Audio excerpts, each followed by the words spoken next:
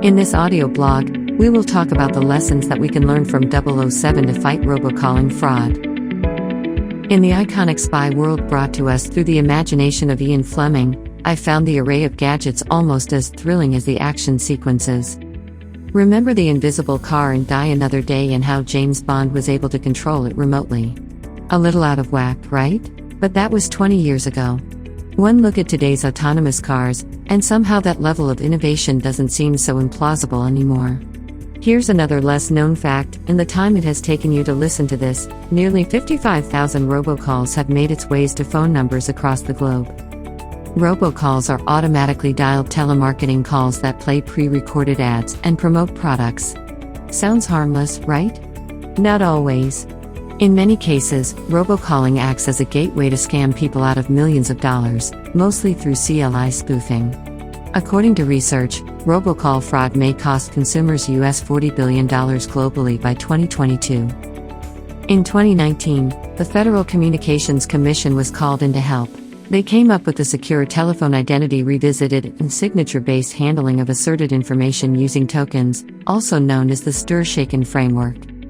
Admittedly, the FCC had to do a lot of head-scratching to come up with a name that would render the acronym STIR/SHAKEN. If the acronym sounds familiar, it is because it was inspired by Secret Agent 007 James Bond himself, who famously prefers his martinis shaken, not stirred. STIR/SHAKEN is a set of rules, protocols, and procedures designed to enhance call integrity through authenticating caller ID information by assigning each call with an encrypted digital fingerprint, enabling receivers to tell an illegally spoofed call from a legitimate one. In March 2020, the framework became a mandate for all CSPs to follow to curb the issue of CLI spoofing and, in effect, robocalls. While US regulators are busy enforcing STIR/SHAKEN for the common good, there are some loopholes. Firstly, STIR/SHAKEN presently only works with IP-based telephone networks. Second, service providers will not be able to properly authenticate calls originating from non-IP systems such as copper landline wires. Also, the authentication process does not indicate whether a call is legal or illegal or wanted or unwanted. It just digitally attests to whether the caller can use the particular number.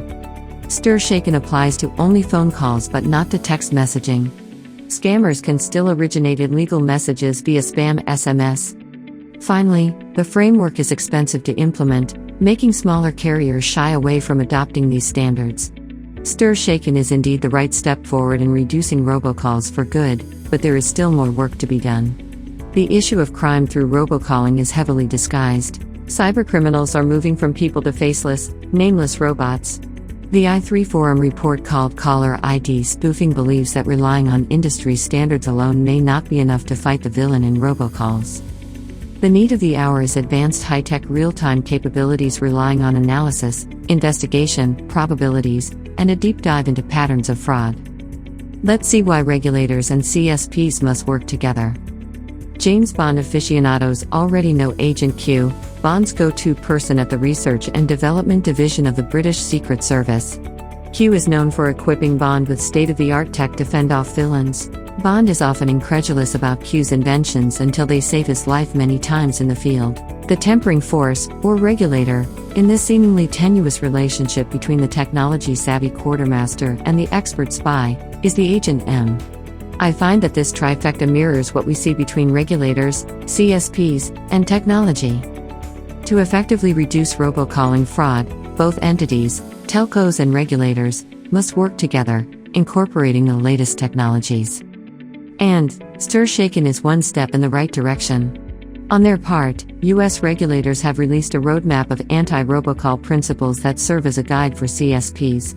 They recommend the following: enable call blocking and call labeling services to all customers at no charge. Implement STIR/SHAKEN call authentication. Monitor network traffic, especially high-volume calls, to gauge patterns similar to robocalls. Investigate suspicious calls, identify the source, and institute ways to terminate these calls. Confirm the identity of commercial customers to whitelist these. Strictly enforce traceback so that illegal robocalls can be checked during the transport of voice calls. Although STIR/SHAKEN is an excellent starting point for the CSPs to address the robocall menace, it is not enough to ensure an end to robocalls. Using analytics in addition to stir shaken will provide insights for quick action. In fact, in 2019, the FCC allowed telcos to block calls based on reasonable analytics designed to identify unwanted calls without explicit consumer action as long as the consumer is given the option to opt out of the blocking service. Additionally, in July 2020, the FCC further strengthened analytics-based blocking by adding safe harbors for service providers from liability under the Communications Act and the Commission's rules for erroneous call blocking. It is now critical to have an advanced analytical solution that provides a multi-tier defense mechanism to combat this. Solutions such as the Subex fraud management system makes use of real-time signaling level analysis, paired with advanced machine learning techniques and hybrid rule engine, thus providing new opportunities to drive a prevention-based approach. CSPs should urgently take up the issue of robocalling as a priority. Its long-standing impact on customers can be rather severe. Robocall fraud can cause operators to completely lose customer trust and credibility, resulting in substantial revenue loss. Time is of the essence. In this respect, real life mimics real life. As Agent Q famously tells James Bond, "I can do more damage on my laptop, sitting in my pajamas, before my first cup of Earl Grey than you can do a year in the field." Well, that brings us to the end of this audio blog.